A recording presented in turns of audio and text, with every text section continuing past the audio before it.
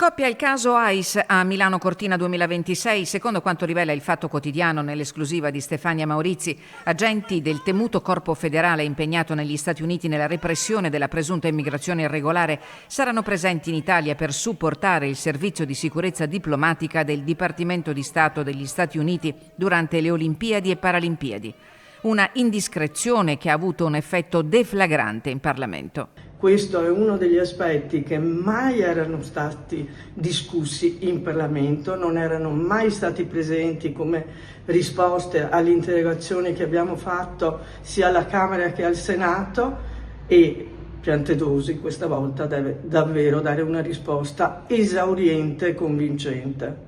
A stretto giro il ministro dell'Interno Matteo Piantedosi ha smentito la notizia, ma ha anche aggiunto: non vedo quale problema ci sia. Il coordinamento della sicurezza rimane in capo alle autorità nazionali e si tratterebbe di modelli consolidati di collaborazione con un paese alleato. Le opposizioni non ci stanno. Il Partito Democratico chiede chiarezza su funzioni, limiti e regole di ingaggio degli agenti americani e annuncia un'interrogazione parlamentare. La sicurezza di un grande evento internazionale, dice il responsabile Matteo Mauri, deve avvenire nel rispetto delle regole e dei principi costituzionali. Non si può prendere dalla stampa la presenza di apparati di sicurezza stranieri.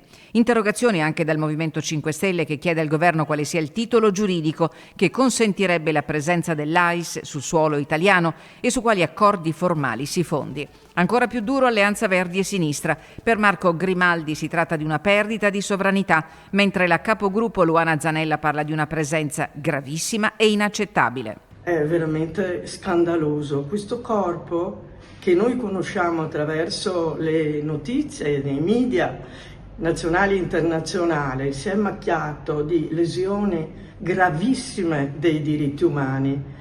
E adesso lo vogliamo anche qui, perché il nostro governo, le nostre forze dell'ordine non possono garantire, non sono autonome nella gestione della sicurezza. Al centro dello scontro l'immagine dell'Italia e lo spirito stesso delle Olimpiadi, un evento che dovrebbe unire ma che a 13 giorni dall'accensione del braciere infiamma una polemica politica destinata a far discutere.